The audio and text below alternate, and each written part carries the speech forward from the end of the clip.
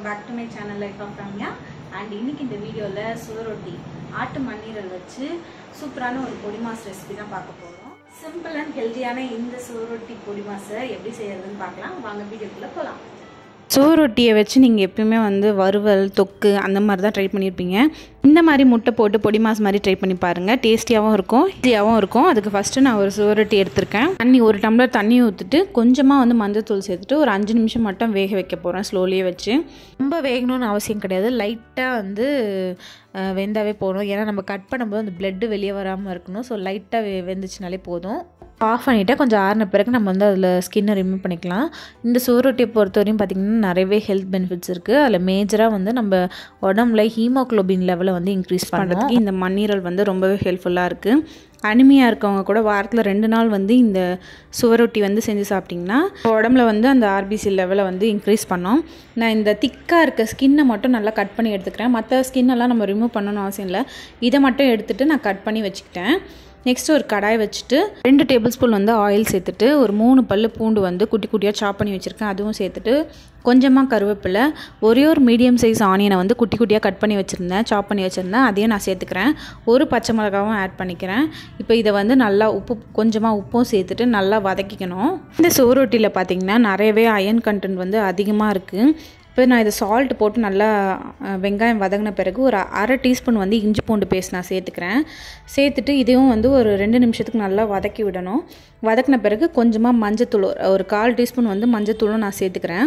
அப்புறம் ப்ரெக்னென்சி டைமில் பார்த்திங்கன்னா எங்கள் அம்மா இந்த மாதிரி தான் வறுவல் தொக்கு அதுக்கப்புறம் பொடி மாஸ் இந்த மாதிரி டிஃப்ரெண்ட்டாக செஞ்சு தருவாங்க. ஏன்னா ஒரே மாதிரியே சாப்பிட்டா போர் அடிக்கும், உடம்புக்கும் நல்லது, ஸோ எடுத்துக்கணுமேன்ட்டு மாற்றி செஞ்சு தருவாங்க. இப்போ நல்லா வெங்காயம் வதங்கின பிறகு கட் பண்ணி வச்சுருக்க சுவரொட்டியும் நான் ஆட் பண்ணிக்கிறேன். அது ஒரு 2 கலரி விட்டுட்டு அப்படியே விட்டுருங்க ஒரு 2 நிமிஷத்துக்கு. சுவரொட்டி அடிக்கடி நம்ம சாப்பிட்டுட்டு வர நம்ம உடம்புல நோய் எதிர்ப்பு சக்தியும் அதிகமாகும். இப்போ இருக்க காலகட்டத்தில் பார்த்திங்கன்னா நமக்கு இம்யூனிட்டி பவர் ரொம்பவே முக்கியம். ஏன்னா ஏகப்பட்ட நோய் வருது. ஸோ அதனால் நம்ம கண்டிப்பாக நம்ம இம்யூனிட்டி பவரை இன்க்ரீஸ் பண்ணிக்கணும். இதில் பார்த்திங்கன்னா அமினோ ஆசிட்ஸ், B12 நிறைய மினரல்ஸ்லாம் இருக்குது. ஸோ ரொம்பவே நல்லது உடம்புக்கு. இப்போ ஒரு 50% நல்லா வெந்த பிறகு 2 முட்டையை நான் உடச்சி இதில் சேர்த்துக்கிறேன். இது கொஞ்சம் வெந்த பிறகு அப்படியே மிக்ஸ் பண்ணி விட்டுருணும். நம்ம 2த்தையும் சேர்த்து ஒன்றாவே மிக்ஸ் பண்ணி விட்டு நல்லா கிளறி விடணும். நான் நடுவில் என்ன பண்ணேன்னா அந்த கரண்டியை வச்சு நல்லா குத்தி விட்டுக்கிட்டேன்.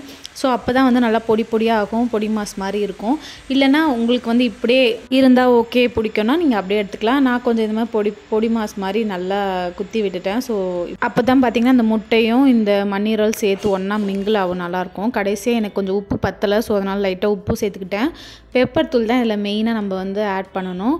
நான் இன்றைக்கி கொஞ்சம் மீடியமாக தான் சேர்த்துருக்கேன். ஏன்னா நான் என் குழந்தைக்கும் கொடுக்க போகிறேன், அதனால் மீடியமாக சேர்த்துருக்கேன். உங்களுக்கு கொஞ்சம் தாராளமாகவே நல்லாவே சேர்த்துக்கலாம். ஏன்னா ஈரல்லாம் பொறுத்தவரையும் கொஞ்சம் காரம் அதிகமாக, பெப்பர் காரம் அதிகமாக இருந்தால் தான் நல்லாயிருக்கும் சாப்பிட்றதுக்கு டேஸ்ட்டாக.